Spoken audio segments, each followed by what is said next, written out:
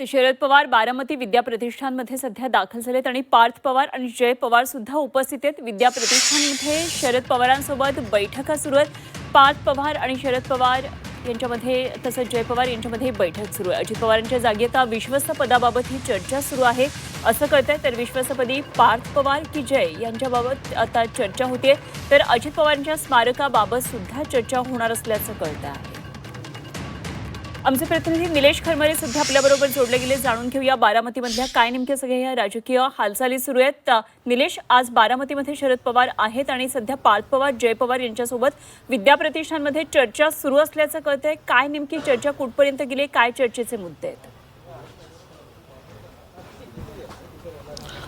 खरं तर अनुपमा, मी आत्ता उभा आहे बारामतीतील विद्या प्रतिष्ठान या संस्थेमध्ये। या ठिकाणी जर बघितलं तर या संस्थेच्या सभागृहामध्ये या ठिकाणी आता पार्थ पवार, जय पवार आणि त्यांच्यासोबत शरद पवार हे असे एकत्र बसून या ठिकाणी त्यांची बैठक जी आहे ती मागील 1 तासांपासून सुरू आहे। महत्त्वाचं म्हणजे या बैठकीमध्ये ज्या विद्या प्रतिष्ठानच्या संस्थेवर अजित पवार हे प्रमुख विश्वस्त होते, मात्र त्यांच्या जाण्यामुळे आता ती जी जागा आहे त्या जागेवर कुणाला बसवायचं ही चर्चा या ठिकाणी सुरू आहे। आणि दुसरी महत्त्वाची बाब म्हणजे याच प्रांगणामध्ये, याच परिसरामध्ये अजित पवार यांचा अंत्यविधी सुद्धा झाला होता, त्यामुळे त्याच मैदानावर त्यांचं स्मारक सुद्धा उभं राहावं अशी पवार कुटुंबियांचीच इच्छा आहे।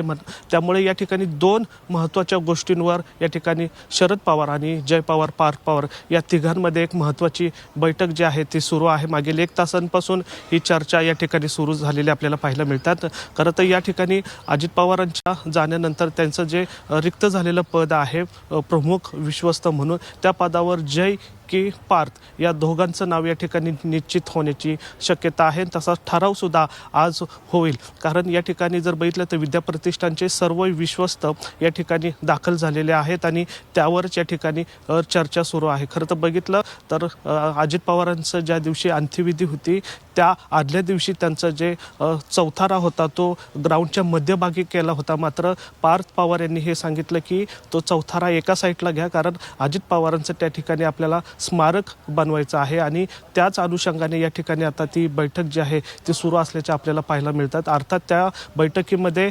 विलिनीकरणाचाही मुद्दा येऊ शकतो, कारण या दुर्घटनेनंतर शरद पवारांना हे कुटुंब भेटलं नव्हतं, फक्त पार्थ जो आहे तो एकदाच भेटला होता, कारण सुनित्रा पवार शपथ घेण्याच्या आधी तो भेटला होता। त्यानंतर आता हे कुटुंब जे आहे म्हणजे पार्थ पवार, जय पवार आणि शरद पवार हे पहिल्यांदाच या ठिकाणी एकत्र आल्याचं आपल्याला पाहायला मिळतात आणि अनेक महत्त्वाचे जे निर्णय आहेत ते या ठिकाणी घेण्याची शक्यता आहे।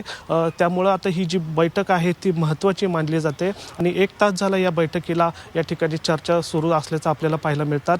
दुसरीकडे जर बघितलं तर उपमुख्यमंत्री सुनित्रा पवार हे सुद्धा आज बारामतीमध्ये आहेत, त्यामुळे आज सुनित्रा पवार शरद पवारांचीही भेट घेण्याची शक्यता आहे, कारण उपमुख्यमंत्री झाल्यानंतर त्यांनी पवारांना भेटले नव्हते, त्यामुळं आशीर्वाद घेण्यासाठी आणि मार्गदर्शन करण्यासाठी कदाचित सुनित्रा पवार जे आहेत ते पवारांची आज भेट घेण्याची शक्यता आहे। कारण सकाळी सुद्धा शरद पवार यांनी सुनित्रा पवार यांना उपमुख्यमंत्री पद केल्याबद्दल त्यांनी शुभेच्छा या ठिकाणी दिलेल्या आहेत आणि चांगली गोष्ट झाली असं या ठिकाणी वक्तव्य सुद्धा केलं होतं। त्यामुळे आपण या ठिकाणी दृश्यांमध्ये सुद्धा ही पाहतोय की पवार कुटुंबातले जे सदस्य आहेत म्हणजे विद्या प्रतिष्ठानचे जे प्रमुख विश्वस्त आहेत ते सुद्धा या ठिकाणी दाखल व्हायला सुरुवात झालेली आहे। त्यामुळं अजित पवारांच्या जागेवर म्हणजे प्रमुख विश्वस्त म्हणून पार्थ किंवा जय यांची वळणी या ठिकाणी लागू शकते। अनुपमा, ठीक, निलेश, जरूर या सर्व घडामोडींवर लक्ष ठेवून राहा। सुनेत्रा पवार शरद पवारांची भेट घेणार आहेत का आणि त्या संदर्भातल्या निश्चितच महत्त्वाच्या काही घडामोडी बारामतीमध्ये आज घडतील। आपण या संदर्भात आणखी सविस्तर चर्चा वेळोवेळी करत राहूया। तुर्तास धन्यवाद दिलेल्या माहितीसाठी।